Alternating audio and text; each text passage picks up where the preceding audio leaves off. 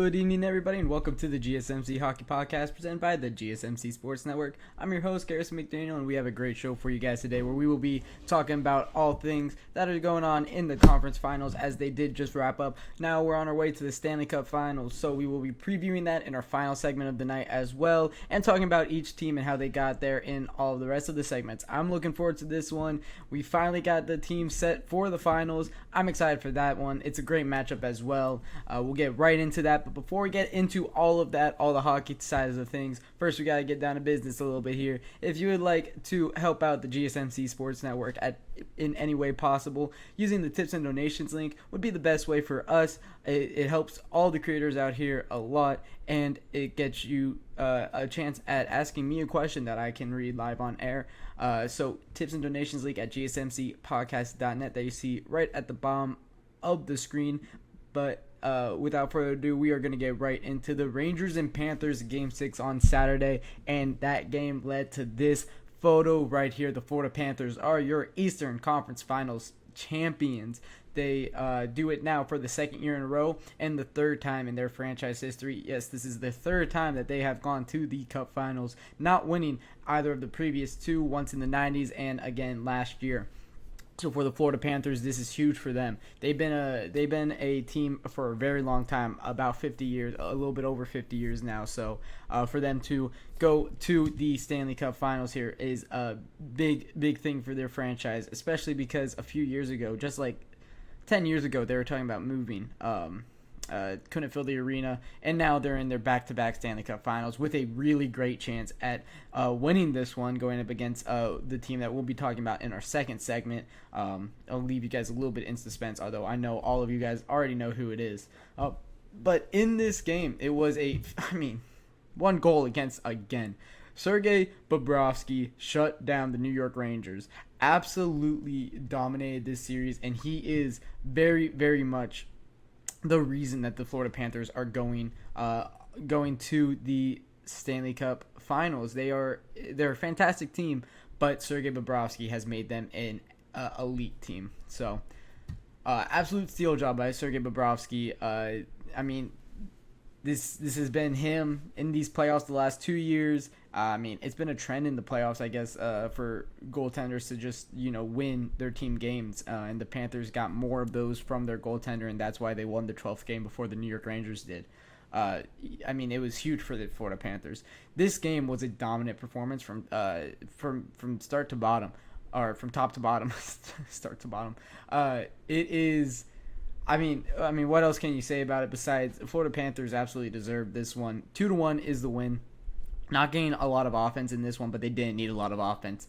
The New York Rangers, not a lot of offense when they do need a lot of offense. 7 goals in 5 games. If you take out that game 3, that's very disappointing. A little bit over a point per game for a team that really dominated teams offensively this year. 7th in the league this year in points or goals for per game at 3.39. So to get 1 goal in back-to-back games and only 7 goals in 5 games, such a disappointing effort from the New York Rangers. And that's why they're out. And that's why the Florida Panthers are your Eastern Conference champions. You just got to hand it to them. The Florida Panthers just had a better game plan throughout the entire conference finals. They played more physical, faster hockey than the New York Rangers did. The Rangers really relied on a lot of talent in this one, but the old adage goes, hard work beats talent if talent doesn't work hard. And you could kind of see that from the New York Rangers. Not saying that they, were lazy, but the Panthers definitely outworked them in this series. Forecheck was great for the Florida Panthers. It was really fantastic. So, going into the game breakdown a little bit of this particular game, Sam Reinhart is the one that opens the scoring. 50 seconds into it, no goals. For the next 40 minutes, went through a huge drought here after an opening goal with the first 50 seconds, and then Tarasenko is the one that doubles the lead. He was excellent in this game. Pretty good in the series overall was Tarasenko. But you gotta tip your hat to Sergei Bobrovsky in this one. the Rangers scored very late into this one on an empty net, or with their net empty. It's Artemi Panarin that scores late. But it's too little too late once again. I mean, you saw it with the Alexis Lafreniere goal a couple days ago, and you're seeing it again with our Artemi Panarin goal here. You are not going to win games by scoring your first goal or your second goal very, very late into the game. So, unfortunate for the New York Rangers. They too little too late again. Only one goal in this game, and only, not a single goal for 59 minutes in this one. Yeah, I mean, you're going to lose. And they did. And the Florida Panthers capitalized on this one. Chris Kreider, Mika Zibanejad, a little bit of talking to you. Bad. It was bad play. Those guys, put shots on net, but not productive shots. It was, just all around, just a disappointing play from the New York Rangers. But you don't expect that from your top six, right? In the Eastern Conference Final, you expect these guys to kind of go off. And Chris Kreider and Mika Zibanejad, outside of that Game 5, were horrid. They got 2 points each in that Game 5. Got the goals, Chris Kreider got two. Chris Kreider got a goal and assist. Mika Zibanejad had 2 assists.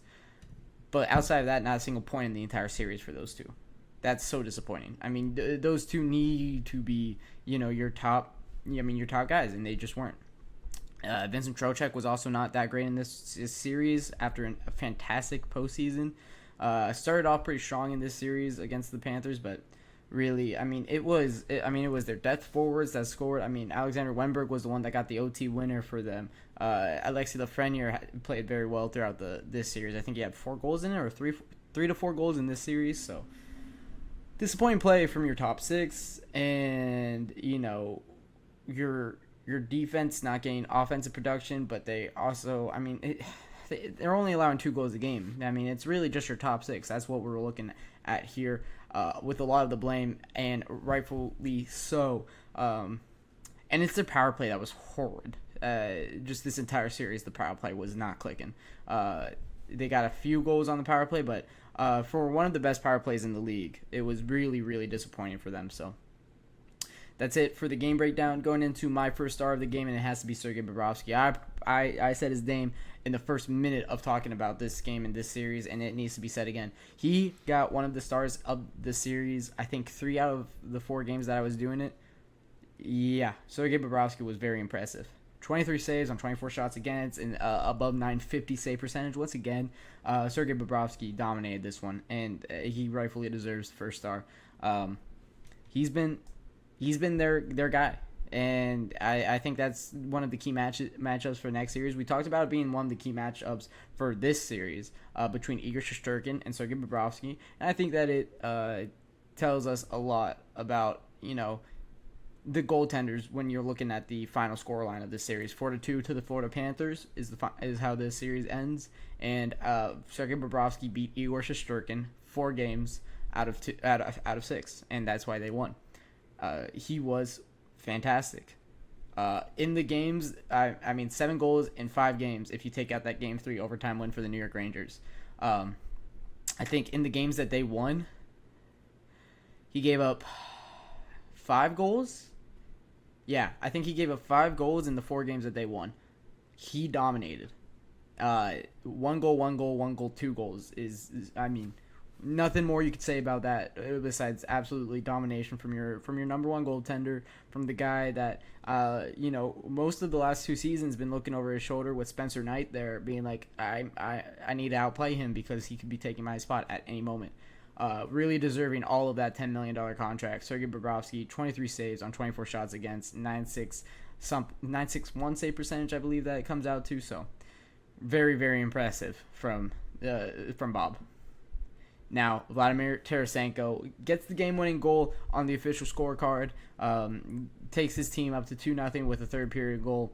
Only 1 point, and when you're looking at the offensive production, nobody really had great production, but you got to give it to Vladimir Tarasenko. It was a great goal that he scored to get this, to get the win for the Florida Panthers, to secure that dub. When you're in the third period and you're only up 1, you're really looking for that insurance, and he provided that for them, and it was a huge goal. So for the Florida Panthers, they have a lot to thank for Vladimir Tarasenko, because without that goal, it's going into overtime. And the New York Rangers have momentum with that goal by Artemi Panarin. So it's a different game if Vladimir Tarasenko doesn't get that third period goal. Although when you look at the goal, it seems like a nothing goal. But once again, he gets the official game-winning goal, and it was a huge one, for his team. He's been bouncing around the league as of late. Went from the Blues, went to Ottawa. He was most recently on.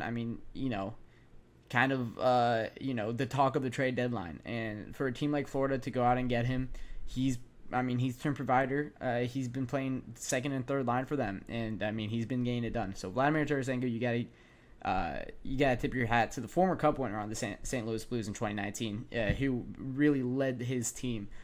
Former NHL cover athlete as well. Vladimir Tarasenko, such a brilliant player, and he provides once again for his team. So Florida Panthers are your Eastern Conference champions. Immediate reactions to that are, it's so impressive for the franchise to be able to get this done. It's a great job by their veterans that have been on the team for a very long time. Right, we're talking Aaron Ekblad, we're talking Alexander Barkov.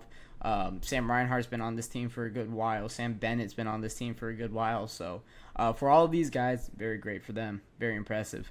And a little tidbit of this Stanley Cup Finals: the first 4 picks in the 2014 draft, which would be Aaron Ekblad's draft, all are playing in this Cup Final. 3 of the 4 being Aaron Ekblad, Sam Reinhart, and Sam Bennett, if I'm not mistaken. For the Florida Panthers, the other one being 3rd overall to the Edmonton Oilers, it's Leon Draisaitl, who is the best of the bunch, clearly, but he's the only one playing on a different team than the Panthers. So it's a fun little fact going into the Stanley Cup Finals, looking at that 2014 draft class. Might do a little recap of how that has shaped out the league when we get into the offseason. I think that'd be a fun segment, looking at each of the draft classes.